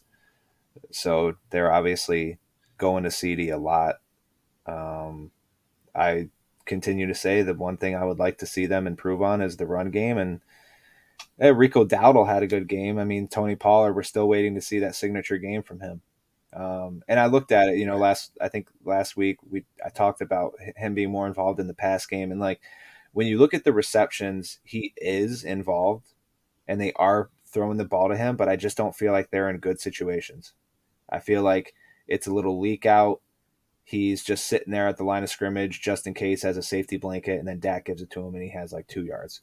That's obviously not really being that involved, and I feel like that's what they're doing right now. But yeah, no, defense is the defense. And one big thing though, actually, to touch on, speaking of the defense, Van Der Esch is out for the rest of the year and possibly even his career with that neck I saw injury. that. So that's unfortunate. And then obviously their special teams ace, CJ Goodwin, he's also out for the year. So, I mean, he's been hurt though. We knew he was going to be out, but it was official finally on him. And then obviously the Van Der Esch situation, we thought we might get him back here in the next few weeks, but um, that neck issue is now career threatening. So I wish him the best of luck, and I hope that obviously he's in good health, not just for the Cowboys, but just for him and his life in general. Because neck injuries are nothing to play with. So Yeah, go Cowboys, and we got a huge game next week. Just kidding, we're playing the Panthers, so that'll be another walk in the park most likely. But yeah, go Cowboys. Yeah, thinking of Leighton Vander Esch. Hope that's not the case because he's a great player, and We you missed hate him. to see that happen to guys. And that's the worst thing when you see guys' careers get cut short. Like I'll never forget about what happened with Ryan Shazier. Um, Yeah. that's still, that's really tough. Thinking back to stuff like that and seeing football get taken away from these guys, it's just about the worst possible thing that could happen. Yeah. Um, but moving on, Arizona Cardinals beat the Atlanta Falcons 25-23. Return of Kyler Murray. The Cardinals were definitely more exciting than they were a week ago with Clayton Tune at the helm. So that was a plus. Oh yeah. Um, he was okay. He was all right. I mean, it was his first game back. There were some moments where you're like, okay, Kyler Murray's here, and then there were some other moments, But I'm not gonna. I mean, it's his first game back, and more importantly, he got the win. He got the win for the team. I hope they keep winning so they don't get a top 5 pick. Yeah. But Taylor Heineke gets hurt in this game, something Scott Hansen didn't realize happened. Ritter comes in the game late, and hey, Ritter, he had a solid drive that put him in. He had that scramble to put him in the end zone to put them up with 3 minutes left in the game. So, I mean, good for Desmond Ritter, Right. whether he's going to be the starter going forward or not. That's Hope not. good for him in his confidence, at least. Yeah. I thought that was good for him. I hope Heineke's okay, though, going forward, because I do think Heineke is the better option. They did give the ball to Bijan 22 times for 95 yards. Love that. They finally fed him. That's something that the Falcons fans have been begging, fantasy owners have been begging, and they finally did it. So I thought that was good. They finally got him involved, but it's like they're never always getting everything clicking at once for that team on offense. It's like you're never getting Drake London, Kyle Pitts, and Bijan going at once. You know what I mean? It's just like very sporadic. And I think Arthur Smith, being at 4-6 right now, Arthur Smith's got to be on the hot seat with some of these games that they've lost. It's I think Arthur Smith's a good offensive coach. Is he a good head coach though? I don't know. I think he's a good dude. I see him coming on all these interviews. Yeah, I like the guy, but is he a good head coach? I don't know. What are your thoughts on this game though? Yeah, it's tough, right? Because like their quarterback situation is just so shaky. And I know that's almost sometimes how people measure head coaches in the league. Like if you're a head coach and you have a quarterback and you're unsuccessful, head coach's fault. If you're a head coach and you don't have a successful quarterback, you're off the hook. At least it seems to be the case in most scenarios. But this one, it's like you have a whole team. I mean, I know that deep backfield, other than Terrell, has been a little subpar. Their defense was playing really well those first few weeks, and then kind of fell off a little bit, um, or a lot of it. So yeah, no, they just have some things they need to correct. The good news for them is that the rest of their division also stinks, so they're going to be in it. They just have to, they have to correct a few things. Um, Figure it out on the defensive end. I think the offense will be fine as long as they have a bye week next week, so that'll give Heineke a little more time to get healthy. I don't even know the extent of his injury, to be honest with you, but it didn't seem like it was a long term thing. Um, but I could be wrong. Either way, gives him time to get healthy, gives the team time to get healthy, and to make a run, because I don't see any other team running away. I don't see the Buccaneers or the Saints really like taking off and finishing the year with 10 wins. So I think the division winner is going to end up probably having 8, maybe 9 wins. They might not even have a 500 team. If anyone's going to do it, I think it's the Saints, but it's unpredictable right now. It really is. Um, all right, moving on. Detroit Lions 41, Los Angeles Chargers 38. Mm, What a what a game. guy. What a fun game to watch. Hmm. This was it. That 4 o'clock window. This game was everything. I thought both quarterbacks played phenomenal Yeah. in this game. I thought Jared Goff looked really good. I thought Justin Herbert looked really good. St. Brown stepped up for Detroit and went off, and then Keenan Allen stepped up for LA and went off. I just think that it came down to, in the end, it came down to the better coach, honestly. I think Dan Campbell is a much better coach than Brandon Staley. And to be honest, there's not many coaches that aren't much better coaches than Brandon Staley as a head coach right now, is what I feel. Yeah. I just feel like they can never get it together as a team. Hmm. The Chargers can never get it together as a team. I just knew. I knew when this game was going back and forth, something happening good for the Chargers. Dude, I just knew the whole time. They're going to find a way to lose this game. Yep. And what happens? They that last drive where Detroit went down the field to score, the guy's wide open. And just like that, they're in field goal range and it's over with just like that. Like you just got on the field defense and you're already letting wide open guys. Your head coach is supposed to be your defensive play caller. Guru. That's his defense. Yeah, guru. And your defense just keeps getting lit up. Like, yeah, what did I say last episode? Great game against the Jets, but I'm not taking anything. I'm not taking like something from that. Mhm. Like you have the second or you have the first or the second highest paid defense in the league. You have all these guys. Yes, you should be stopping Zach Wilson and Nate Hackett's offense. Like you should be exposing them with those guys that you have. So let me see it against a good team. And what happens? They come out home, big game against Detroit, and there's their defense gets shit on. Absolutely. Everything Detroit wanted to do, they could do it. They were running on them. They were throwing it on them. They were beating them at every part in the field, every part of the secondary. And in the end, like last team that has the ball is gonna score, and your defense just gives it up just like that. It's over. Detroit converts a 4th and 5 by running the ball. Like how do you give up 5 yards, a 5 yard rush on 4th and 5? Like, and by the way, I want to talk about the pure nutsack on Dan Campbell because these 4th downs that they're going for, I'm sitting there and I'm like, damn, they're really going for it, and they just have that mentality that they can do it. They can play bully football if they have to and run it down your throat, and then they have the trust in their quarterback. They have the faith in Jared Goff to make the right play, to make the right read, to make the right accurate decision. And he just continues to do it. They're getting involved. They're getting Sam Laporta involved on these critical downs. Dude's a rookie, and Hmm. he's already that presence at tight end. He looks like an absolute weapon. And then we talk about the receivers that they got as well.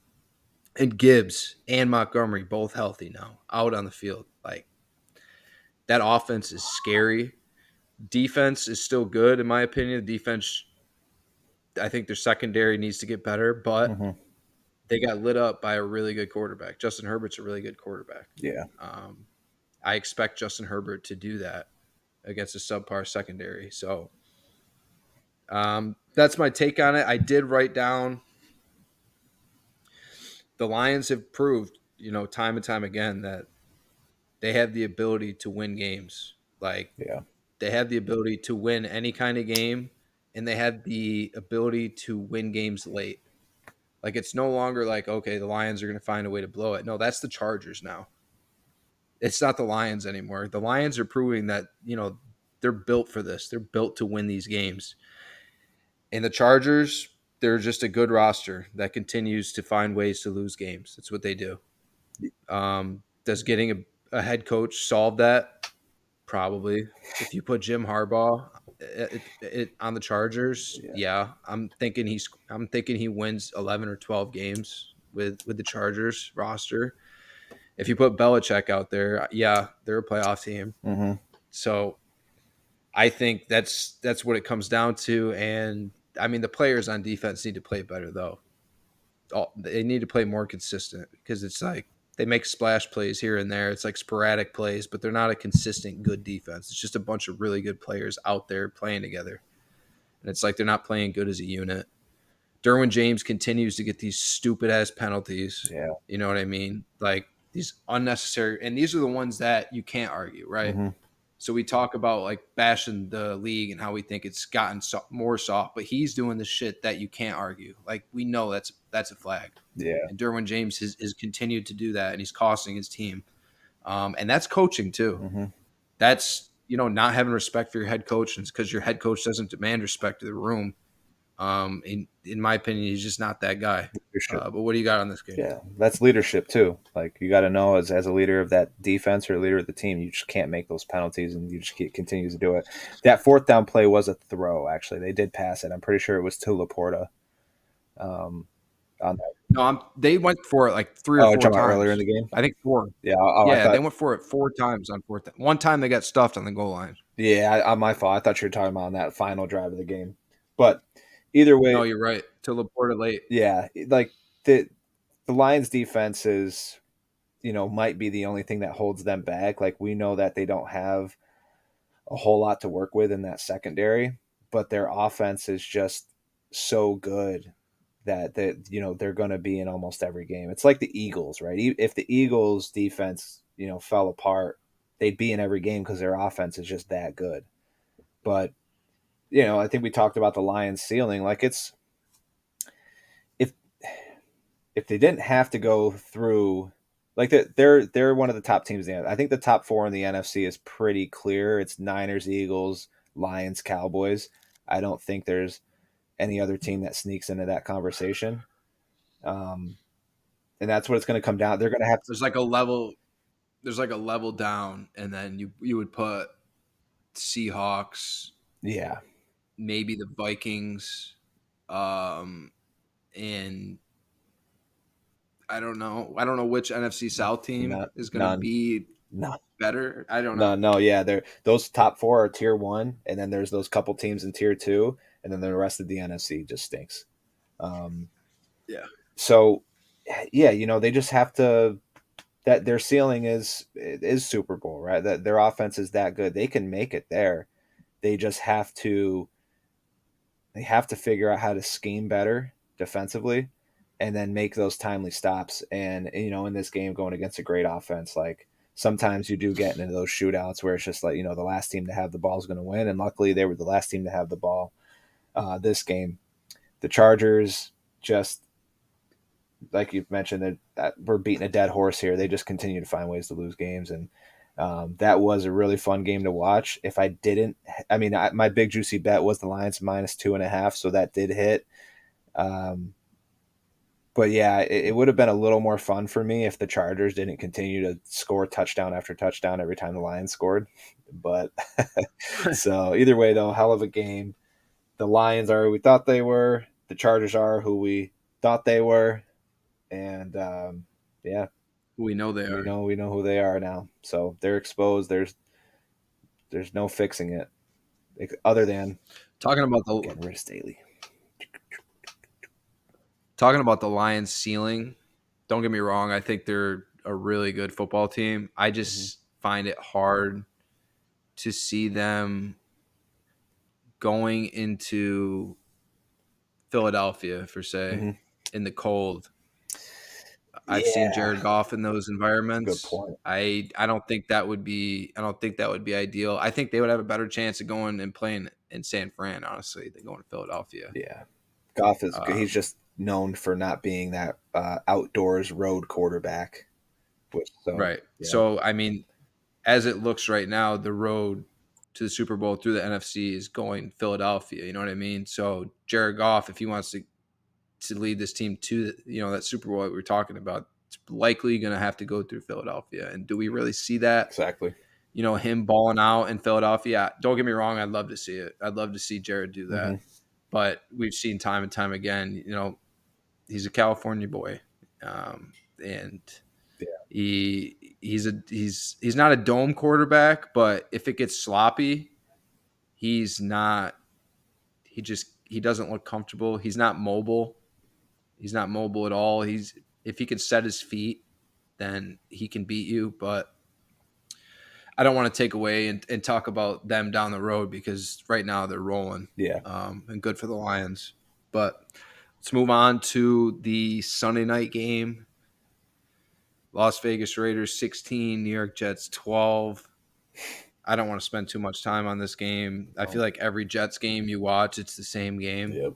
It's just the same shit. Since with Zach Wilson out there, I just feel like we're watching the same game where the defense is playing their ass off and they're making stops, and then the offense isn't doing shit. And it's like now they don't even have the run. They didn't even have the run game going. Like Brees Hall had 28 yards. He averaged 2.2 yards a carry. That's like, what are we doing here? Mm-hmm. What are we doing here? Once again, we are having Zach Wilson throw the ball 39 times. Like, do you watch the game? Are we week to week when we're scheming shit against defenses? Is that our plan? Is to have Zach Wilson throw it 40 times a game? Is that what's going to give us our best chance to win? I Yeah. understand you got Garrett Wilson on your team, but Zach Wilson is not it. And we've continued to see that every time he goes out there and he plays. Mm-hmm. Like he'll make a couple nice throws that'll go on social media because he's not looking. But he has proven since he's gotten drafted that he's incapable of being a consistent starting quarterback in this league. His low is just too low. Way too low. It's way too low to have a defense like that, to have those kind of weapons, and to get I don't even know the last time they scored an offensive touchdown. I really don't. It's been 2 weeks though. Like, when's the last time they scored an offensive touchdown? That's something that we should look up. Right.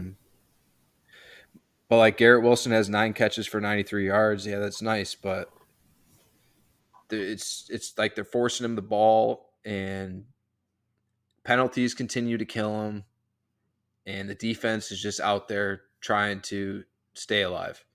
As far as the Raiders go, Josh Jacobs got going on the ground. He ended up with 116 yards rushing. Devontae Adams had 86 yards, but I'm not taking too much away. I mean, I thought this would be just a low-scoring, competitive game, and that's what it was. They're good for the Raiders. They're 2-0 now since firing McDaniels, so I know that has to feel a lot better as a locker room right now, and they're at 5-5. After 2 weeks ago, they were 3-5, and had firing their head coach and GM. And credit to Antonio Pierce because he's got that team at 500. Like 2 games and they're there. He's 2-0 as a head coach. So I don't care how bad Zach Wilson and that Jets offense is. Like, credit to those guys. Credit to Antonio Pierce for pulling that off. But that's all I got. Same old Jets. Yeah. I mean, this game kind of stunk, to be honest. I was half watching it because I couldn't fully watch it. I started doing it. I was like, all right, I gotta like throw on COD or 2K, and I'll watch this on the laptop as I play. Like, it was just that bad, and I don't know. I mean, the Raiders under Pierce, like, love that they're winning for him, but once they start to play good teams, They played both New York teams. So right? So we'll see here soon. I don't know exactly who they play next. I have to look at their schedule, but uh, yeah, I don't like the Raiders this year, and I definitely don't like the Jets. Like, Salah and Hackett have to have a conversation and be like, listen, we cannot win games if Zach is throwing the ball 40 times. Zach Wilson should not be attempting more than 25 to 30 passes. Like, there's a sweet spot in there. They have two great running backs. Run the damn ball. You have a good offensive line. Run the damn ball. I don't know. I mean, their line yeah. stinks. But their O line, they can't. Like, if you have a bad O line, let those guys eat in the run game. Hmm. Like, if you know you have a bad O line, why are we dropping back 39 times? Yeah. You know what I mean? Yeah, I thought, Like I said, putting your team in the best position to win. right. And it's not dropping back with Zach Wilson and that O line. Yeah. They're banged up on the O line. They should be a good O Right. line, but they're banged up. Yeah, and I feel like that's the best way to help your O line is running the ball. If your O line's banged up and they're Yes. struggling, you run the ball. But I don't know, they have now had consecutive weeks of just looking like they don't know what to do on the offensive side of the ball. So watch though next week against the Bills. They'll turn it around. That's what I want to bring up next. So before we get out of here, I just want to talk about because I had in my uh, some stuff I wanted to cover is the Jets season over, and that's the Mm, thing is they're playing the Bills this week. That's got to be that's an elimination game. yeah. Has to be. That has to be an elimination game. You lose that game, you're out. Your season's over. Yep. Well, Especially when we talked about the Bills schedule. yeah. I mean, let's go over the Jets schedule, right? So they're at the Bills next week. Tough game. But they can do it. We've already seen them beat them.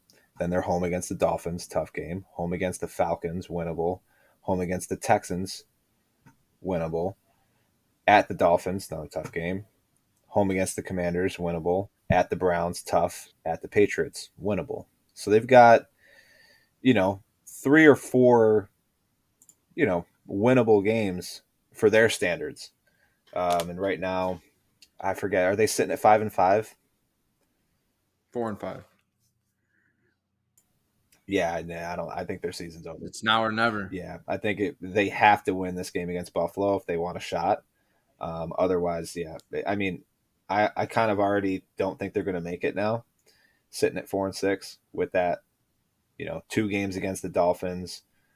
Um, the way their offense is looking, I'm not optimistic that they're going to make it. So if they Yeah, they can't get eh, they can't get to 4-6. no every game for them moving forward is essentially a must win. Like they hit like their playoff run starts right now.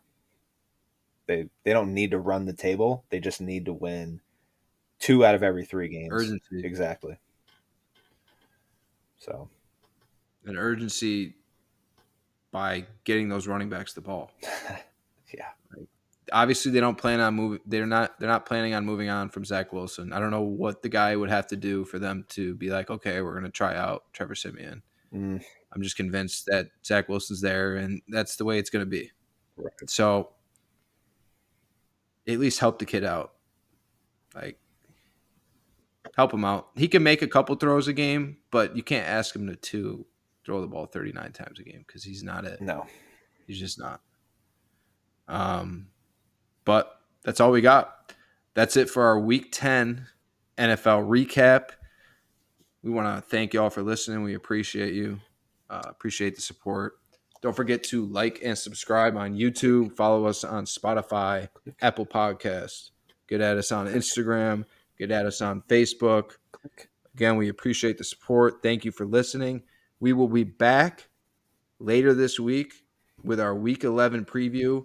And we also have a very special Questions with a Fan Miami Dolphins edition. Oh, We'll see you later in the week. peace. Goodbye.